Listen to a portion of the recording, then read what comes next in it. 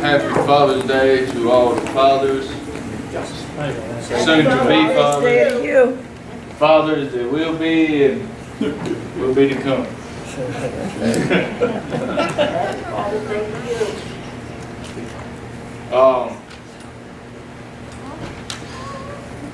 So I've been thinking a lot about fathers, obviously because it's Father's Day. And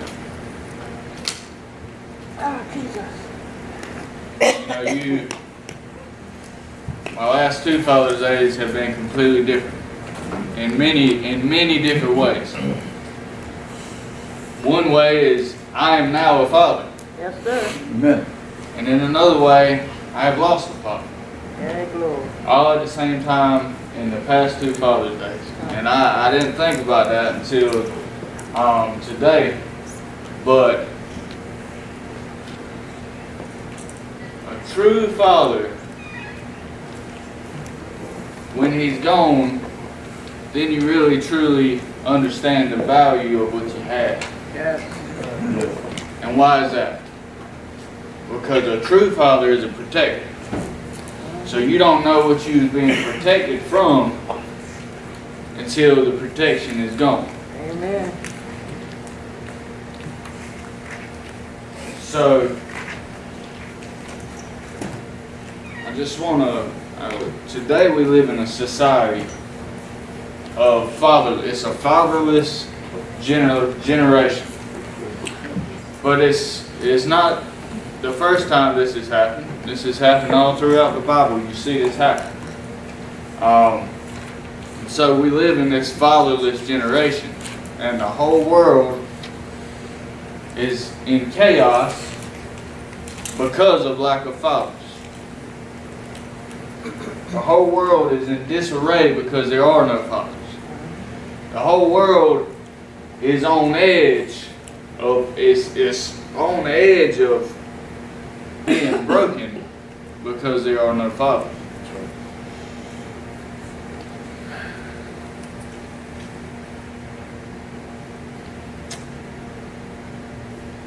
So I read a statistic, and of course this could be argued with, but it makes a lot of sense.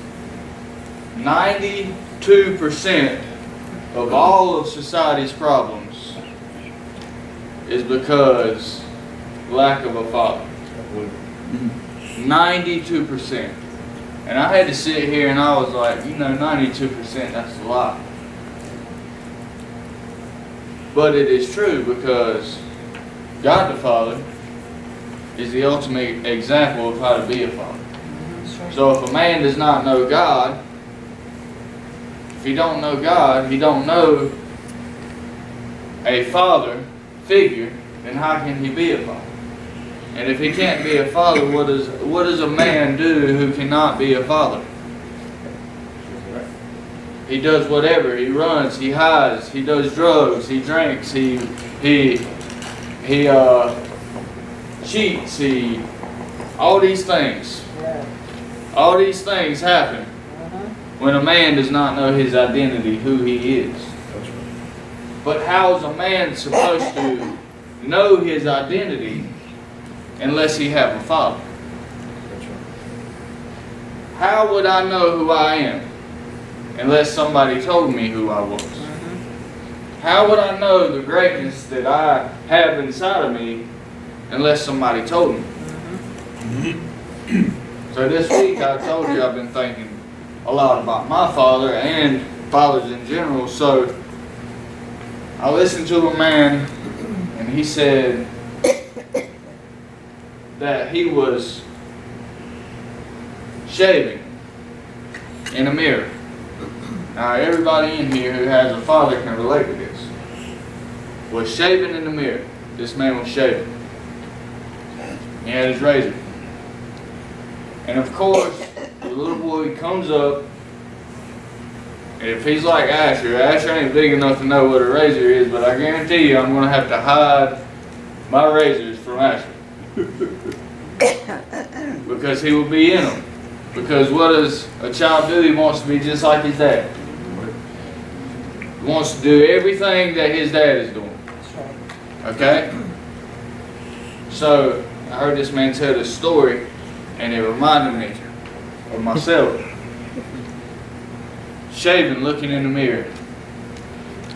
And he's sitting there, and he's looking back into the mirror. He's looking at his son, and the son's looking at his dad. I have been there. As a child, I remember that. And also, this morning, I found myself looking in the mirror at my son and him looking at me. So, what is that? Okay, what's the point of your story? The point of the story is that the child is looking at what he's to become. He's looking in a mirror of what he should be. His future, his destiny. So therefore, a father is a future. He's a destiny. He's a provider. He's a teacher. He's a friend. But see, the father looks back at the son and sees his potential. What he's going to be. And how he can make him better than what he sees himself in the mirror as. So I found myself looking in the mirror at my son. How would my son know what to become if he was only simply looking in the mirror at himself? There's no future. There's nothing. There's no teacher. There's no provider. There's no encourager. There's no hope. Because it's simply just him. And that's where our society is lost. Lost in a mirror. Staring at themselves with no hope, no future, no father. Fatherless generation. 92% of all society's problems come from no father. Here's some more statistics. These are, you can't argue with these. These are true.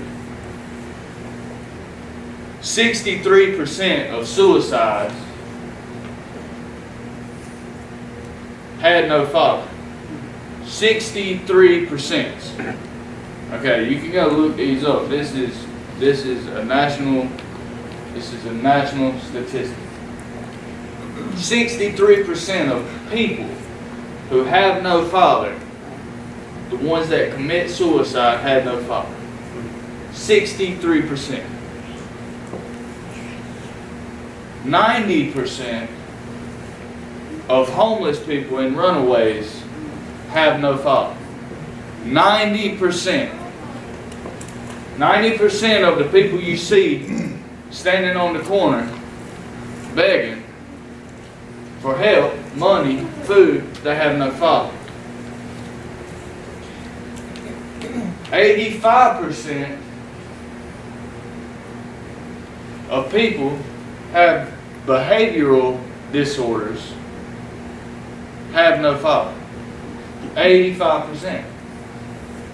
71% of high school dropouts have no father.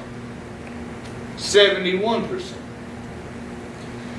75% of people who abuse drugs and alcohol, substance abuse, have no fathers.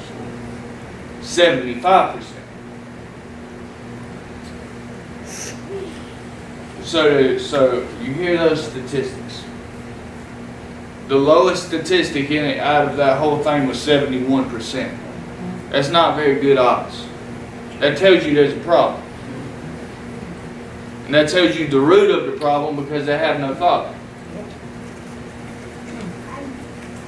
So there's 64.3 million fathers in this nation.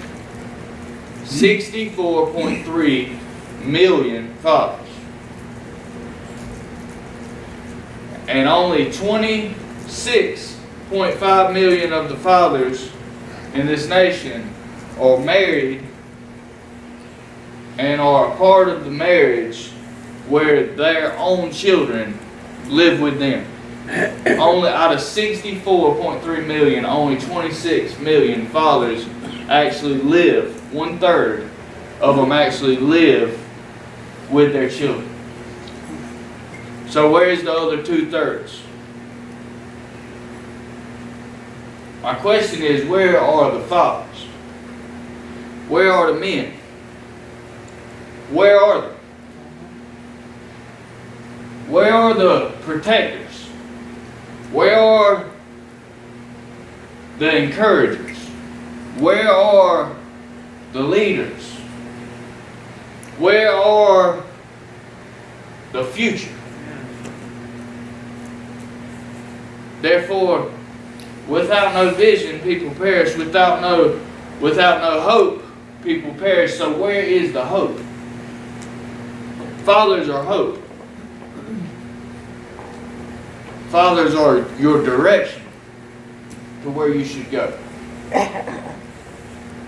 Just because you can produce a seed don't mean you're a father. Amen. I'm talking about fathers today. I'm talking about not the ones who spread their seed and left it because they're weak. I'm talking about men today.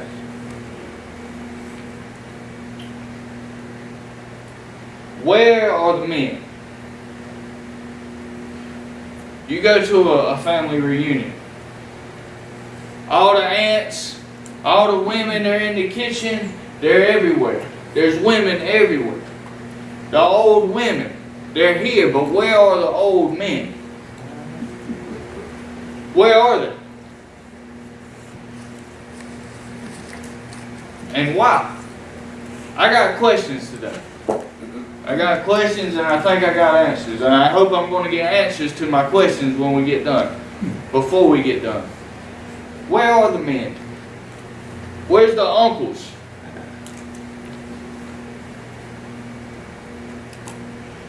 Where are they? Where's the great uncles? Where's the great grandpa? They always fade fast. So women live on average 10 to 15 years longer than men. Why is that? Why is that? I'm going to say because men do not know who they are. Because the men themselves did not have a father. And if you don't know who you are and you don't have a purpose, then you have no reason to live. Therefore, what do you do without a vision? You perish. We need men. We need more men in this earth. And if we had more men, fathers, and I'm not talking about the ones who spread their seed, I'm talking about fathers, the one who grow and nurture and have provision over their house, who are providers. Most men don't even want to go to work and have a job. The women is making all the money. Okay, if the woman is making all of the money, the woman's bringing home the pig and the bacon, then what purpose does a man have? He feels incompetent. But see, it's not the women's fault. It's because nobody ever instilled into that man that he is the provider. That he is the breadwinner. That he is the one who is strong. He is the one who it should be fearless. He is the one who should fight the battles, not the women. See, we got women fighting battles. It's not their battles to fight. Where are the fathers at? I want everybody to reflect on their own life today. I hope we do every time. I mean, I hope if somebody speaks words of wisdom to you in any form or fashion, that you always point it back at you and see how it applies to your life. Because that's how God speaks. And that's how we hear, is when we hear God speak through the light of men, we hear somebody give wisdom, that we apply it to our life and find truth in it.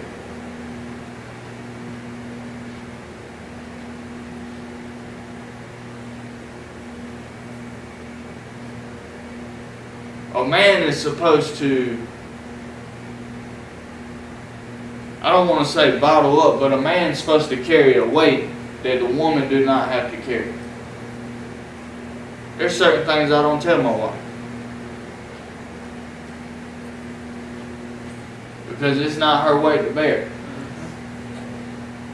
She shouldn't have to bear that weight.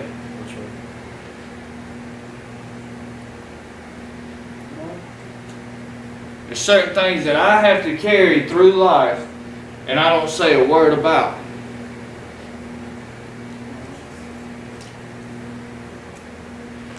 It's hard to be a man. I heard a man say it's hard to be a man. It is hard to be a man. That's why most men are not men, because they quit. That's right. Because if it was easy, everybody would do it.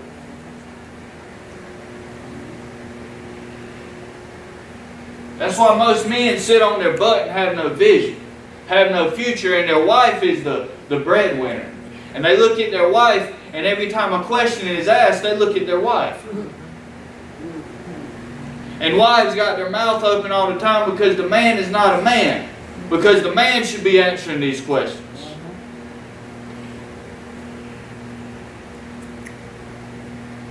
I look at Kara asks me what I want to eat, I don't know. You know what? Because that has no weight with me, because I don't care what I eat. But if there's an important question asked, I answer it.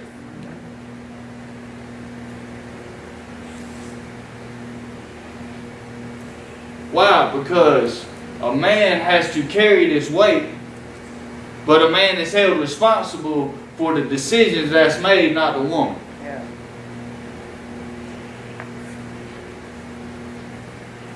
So, where are the men? Because you can't be a father unless you first become a man. That's the problem. We become fathers before we become men. Therefore, we think like children. Therefore, we act like children. Therefore, we have no vision, because once a man becomes a man, truly becomes a man, he has a purpose.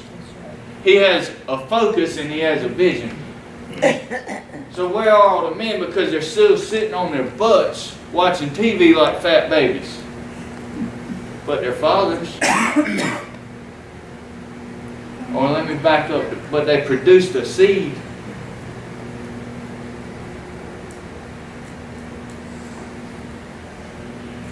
Man is a decision maker. A father is a decision maker. My son don't decide what he's going to do. My son don't just do whatever he wants to do. I know he's a baby, but even in that, he does not do what he wants to do.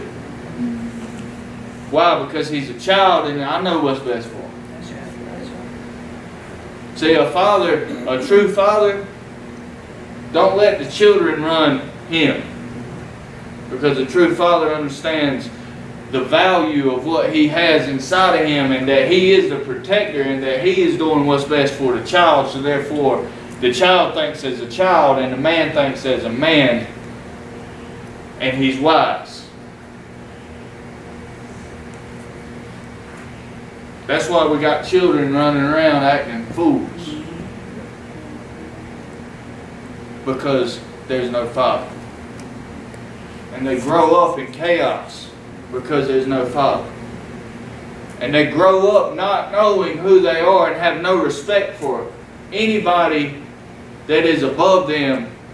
They don't have respect for the elders. They don't have respect for the fathers that's above them that could incite wisdom to them. Therefore, they have no vision either. So now we've continued into another fatherless generation. The value of a father.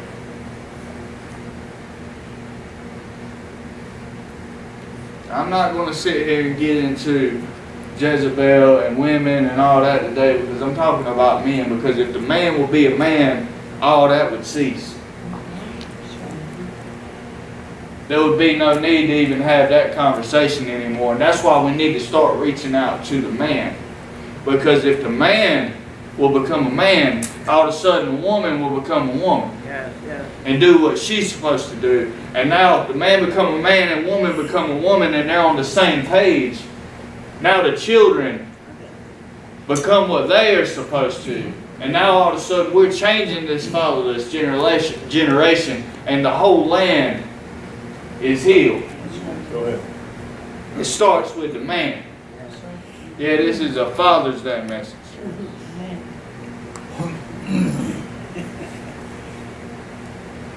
So, where do we start? How do you start becoming a father? Maybe we haven't been a father, but we want to become a father. Well, first you have to know the Father. You have to know the Creator of all. And you have to understand the reasoning for you being here and the reasoning that you were created a man. Because look at the physiology of a man. Look at the anatomy of a man. Guess what a man is? He's a giver, he's not a receiver. When you become a man, you want to give something of yourself. That's right. You want to plant seeds that come out of you so you can see them grow and you can see them birth, because you understand that whatever you plant and whatever you sow, you're going to reap. A man is a giver. We're made to give. If you find a man that's stingy, you better leave him alone. Amen. You find a penny pincher, a squanderer, somebody who, or a man who always wants something, always needs attention, always needs affection, always needs, you need a reason to get up and go to work in the morning. You need your wife to say, "It's okay, baby, I know your back hurts." We need a man with an iron back that don't need pampering to get up and go to work in the morning. I don't need nobody to tell me that I work hard and I do a good job. No, I don't need. Now, it does push a man forward when his wife does that, but I don't expect that, because I expect to be the provider. Yes.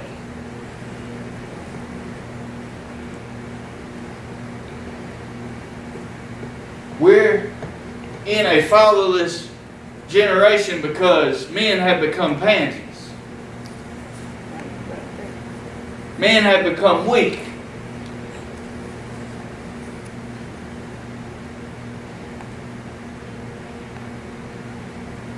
Men have become less than.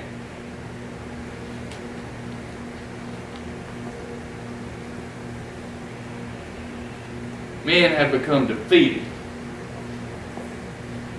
Defeated. Now, how can you win anything if you're defeated in your own mind? They become defeated because they didn't have somebody to show them that they're more than a conqueror. I'm thankful for my family. I wouldn't be where I'm at if it weren't for him. I would not be alive if it wasn't for him. I'm not saying that from the position that he birthed me. I'm saying that from the position that he put something inside of me, looking in that mirror to propel me into my future, to bring me out of hell and say, you know what, you ain't going to be here forever. Because the whole time I was telling myself that this is the way I'm always going to be, there was something in the back of my head that remembered looking in that mirror. There was something in the back of my head that said, No, I didn't make you this way. You come out of me, and this is not what I made. Yes. See, we come out of God, and we're not acting as what He made. Because God don't make no junk. That's right. And if we knew who we were and we could form our identity as men around the Father, whether you had a natural father or not, then all of a sudden you would find yourself being greater than what you are. You would find yourself becoming the leader of your household and leading your family into a hope and a future. Because that's what God created you for. I'm sorry, I cannot stand a man who cannot answer for himself. Whenever you ask a question to him, his wife answers. No. I'm sorry. I have a problem with that.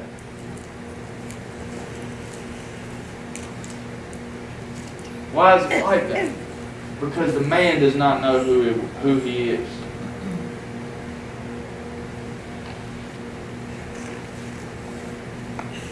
We are formed as men and women, but we're talking to men today. We're formed as men to be in the very image of God. I'm going to tell you something about God. He's fearless. He's ruthless. Ruthless. He's a conqueror. Anything he sets out to do, he does, and he does it well, and he wins.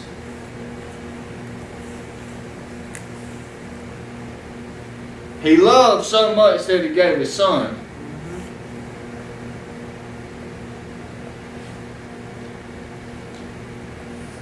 And he created everything for you.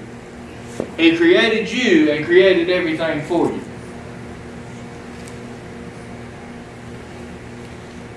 Now, how do we compare? The second I realized we was having a child, and I didn't understand the fullness of it. Every day I understand more and more. Guess what? What I'm doing right now, it is not for me. Nothing else matters. From here on, whatever I'm working for, whatever I'm building, whatever I'm doing is for Him. Nothing else matters. Nothing matters.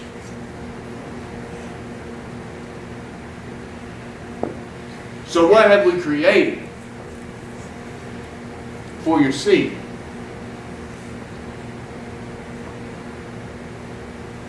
My daddy used to tell me all the time, I'm doing this for you. I didn't understand that a bit more. Nothing. It didn't make a hill of beans to me. But now I get it. Yes. See, but the greatest thing that He instilled inside of me was the knowledge that whatever I set out for, that I could achieve. Yes. Guess where that came from? That came from His Father. And guess where that came from? That came from His Father.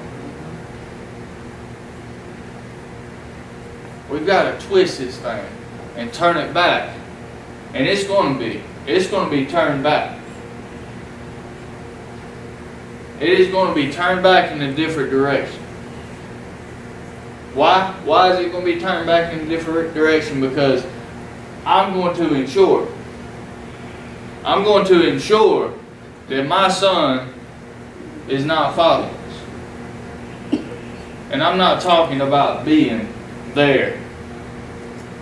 Because just these statistics here, The ones we just read, the one about 26.5 million fathers are married and they're a part of the marriage with their own children. Even though that's a very low number, guess what? How many of them are true fathers?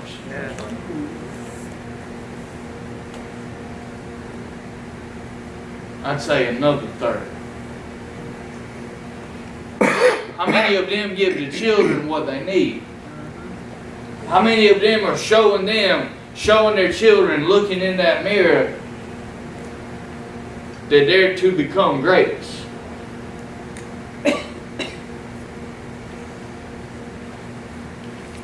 When I was young, my daddy was a superhero. I mean, to me, hands down, he come to kindergarten with me, he was the biggest man there. Couldn't nobody get me at all, and my daddy's taller than your daddy. Nobody. Every time I walked up in there, I knew I had that one. Superman. But see, Superman, in the hardship of it, the hardship of being a father, he held stuff from me to protect me. Right here. He held stuff from his wife to protect me. Right here.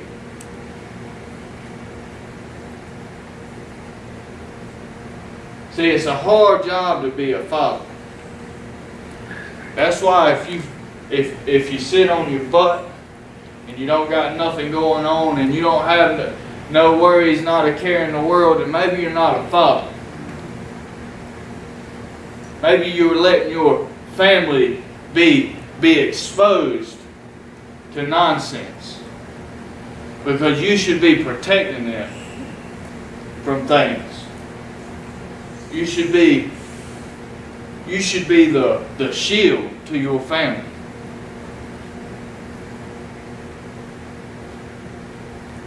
But you should still be Superman.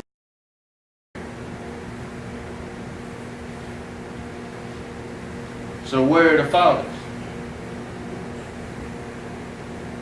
If we can get the fathers, we can get the whole world. The whole world. I just want to read this. It's Malachi. We'll start in 3.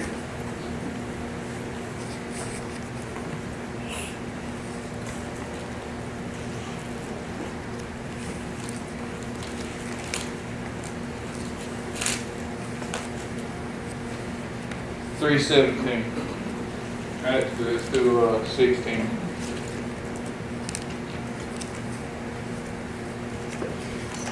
Then they that feared the Lord spake often one to another, and the Lord hearkened and heard it. And a book of remembrance was written before him for them that feared the Lord, and that thought upon his name.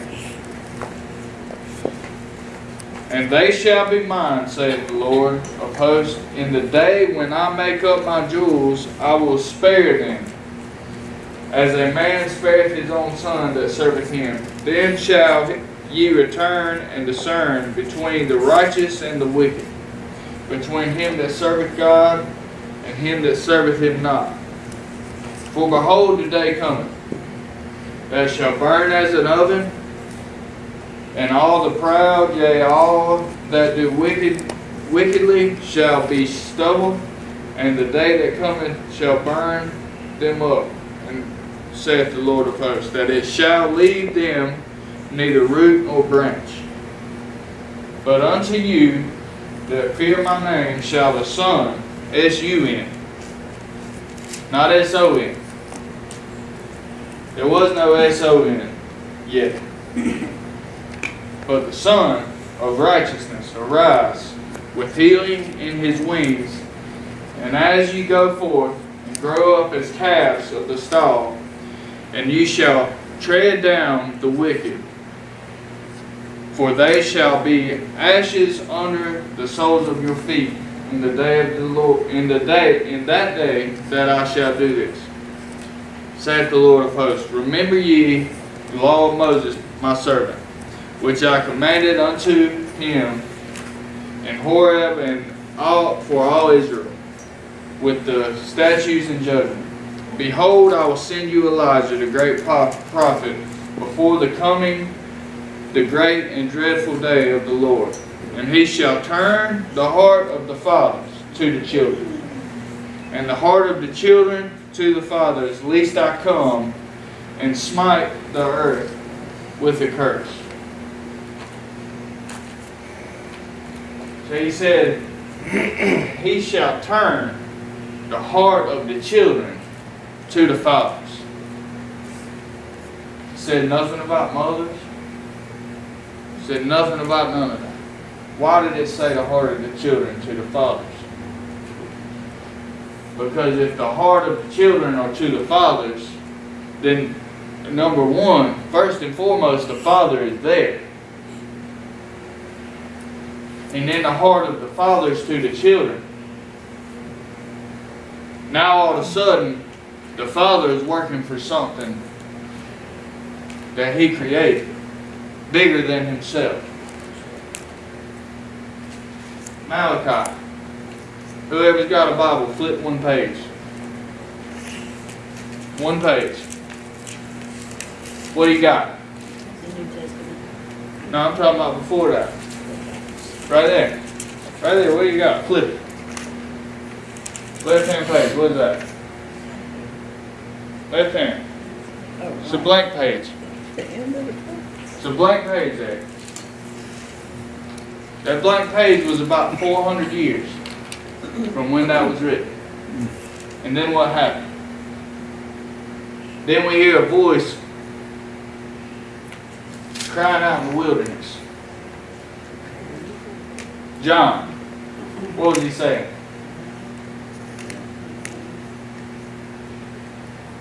He's saying something's coming. What was coming? Day of the Lord. The Son. That's all it. The Son was coming. The Son was coming. What happened? God gave. Gave his son. He gave. What did he give? His only Son. So shall what? He gave his only Son what? We have many sons. So he can have many sons. Yeah. What are those many sons? They're heirs. Heirs to what? To the kingdom. Heirs to everything he created. Heirs to everything. He sowed. He gave of himself. God gave of himself. So my question is, where are the fathers? Okay, we know where the fathers are at. They're out in the world, but they're not giving of themselves. Why are they not giving of themselves? Because they have no vision. They have no future. They have no hope. So what are they doing? They're taking. They're taking. They're sitting on their butt watching TV because they don't care about what they can give their children one day. So therefore they're trying to take their children's lives. Oh, that's very strong, isn't it? Let me say that again. The fatherless are fatherless, and the fathers have took their lives from them. They have stripped them of a hope and a future. They have stolen their whole life.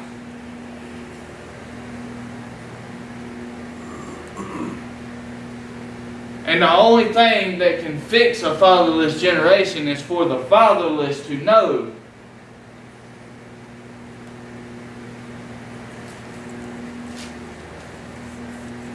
about the beginning of the next page.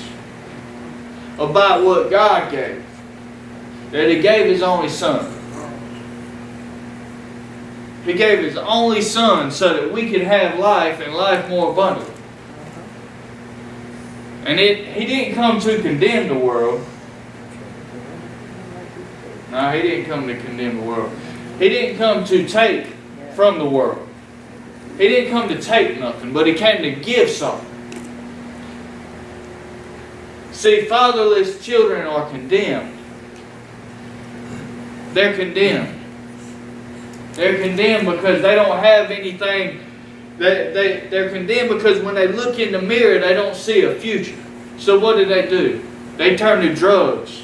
They turn to alcohol. They look for people who are examples of a father too, that could be an example of a father. But they're looking to other voices, and the other voices they're hearing is not of God. So where do they go? They go to this statistic board.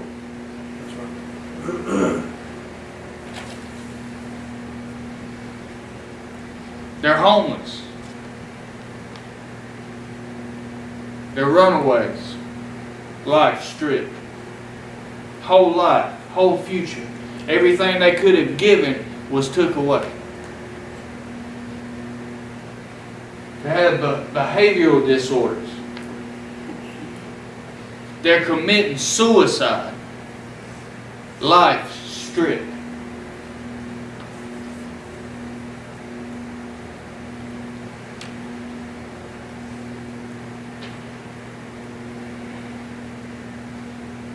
A father is a great thing. It's the greatest thing we could ever have.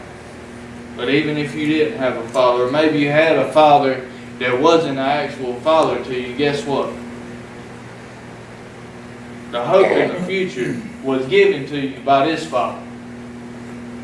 Everything you need is already inside of you. Once somebody unlocks it in you, everything you need is right here. I don't care if your father was a drunk, an alcoholic, wasn't there, was a lazy slob, didn't do anything for the family. I don't care about none of that, because what you have in the Father in heaven has given you everything. See, the natural father is only supposed to be appointing, is only supposed to lead you to the spiritual father. Because the natural father can't give you these things. See, the greatest thing my daddy ever gave me was he pointed to the other father, to his Father in heaven. That's the greatest thing he ever gave. Because if you know him, then you know the Creator. And if you know the Creator and you're the son of the Creator, then anything you ask in his name shall be given to you. Anything my son asks of me will more than likely be given to him.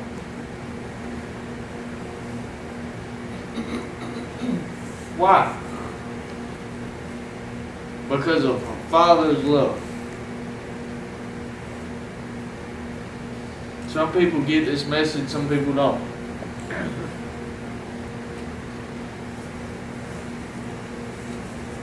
The ones who get it are inspired to do more. Are inspired to want to be more of a father. I want to be more of a father. I want to be better. Every day I want to be better. I can't sit on my butt and hear this message and not want to be better. But some people can.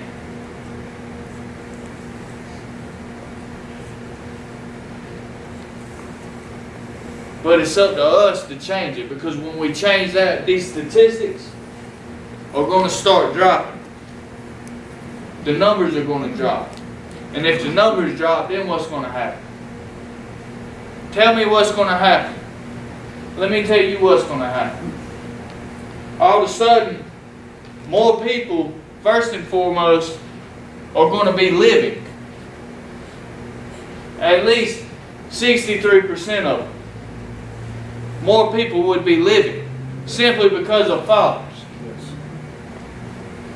All of a sudden, the 90% that were homeless and run away and they're out there and they don't know where they're going, 90% of them are going to have a home. And they're going to have a job and they're going to have a family.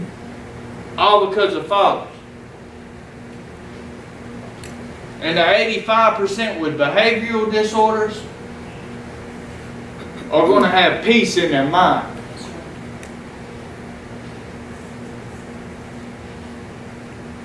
%71% more people are going to complete high school. They're going to accomplish things with their future that their father instilled into them. 75% are not going to be stuck in a rat race of addiction, of constant chaos, and belief in something that ain't even true, ain't even real. 75% are going to have peace.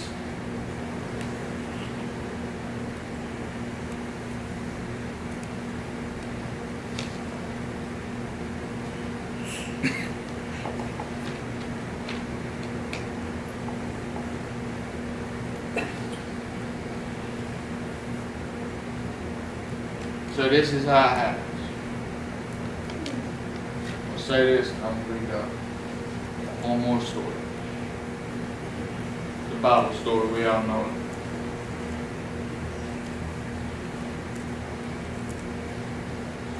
So Abraham had a son. His name was Benjamin. Abraham's son's name was Benjamin.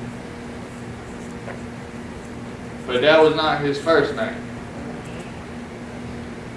That was not the name that was given to him by his mother.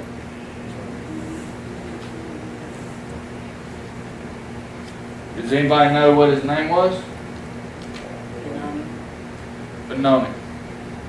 Does anybody know what it means? Son of my sorrows. Son of my sorrows. Right? Yep. Sorrows. Why? Because she died giving birth to him.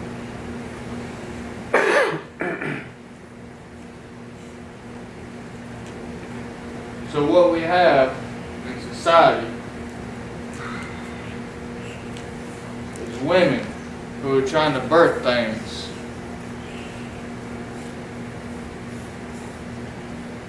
And they're dying on the inside. They're dying because they have no protector. They have no provider. They have no help. They have no means to raise this seed. See, but she called him son of my sorrows. But with a father. What happened? What happened when Abraham come in? Jacob come in. What happened when Jacob come in? He said, oh no. No. He's not going to be sorrowful. He's not going to live up to that name because you live up to what's put on you as a child. He's not going to live up to being sorrowful. He's not going to be weak.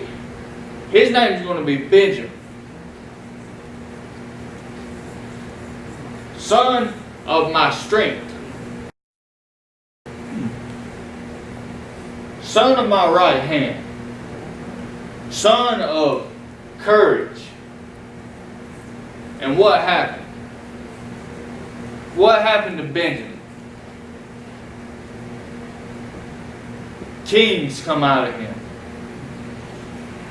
A whole generation of warriors, winners and not losers. Righteousness came out of him. A whole generation come out of Jacob because simply he was a father. That's how you change the whole world. So I want to thank all the fathers. All the fathers who are fathers.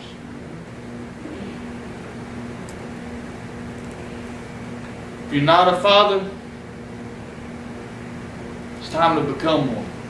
It's never too late. It's never too late. I look to the men of old for wisdom. I love talking to older people. I love talking to older men. I will sit down and talk with any man who has been through what I've been through and has proof in the pudding that says, look, this is what I did with my time. See, some men have no proof in the pudding, but most of them's not even here anymore. Let me say that again. The ones who have proof that they were a man, they're still here. They live old age. They live wise in the old years, but the ones who lived inching through life and didn't reproduce themselves into anything, much less their children, are gone.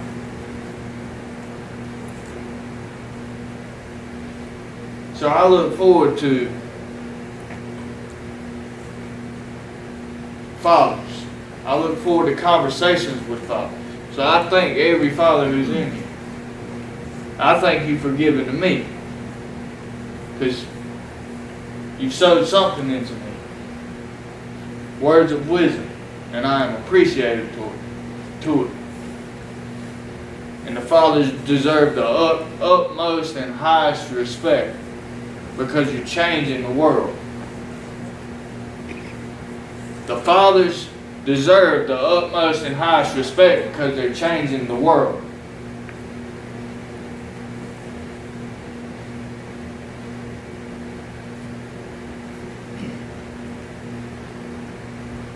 One seed at a time. So thank you.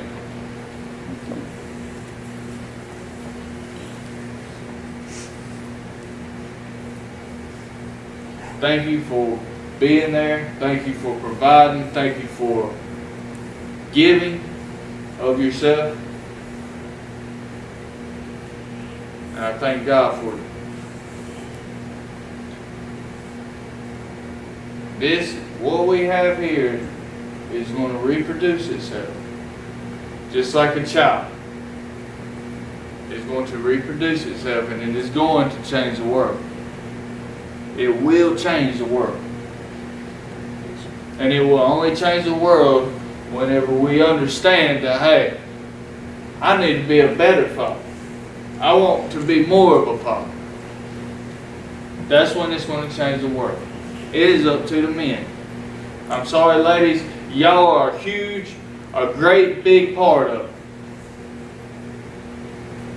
But you can't do it alone. It takes the men. So thank you, men.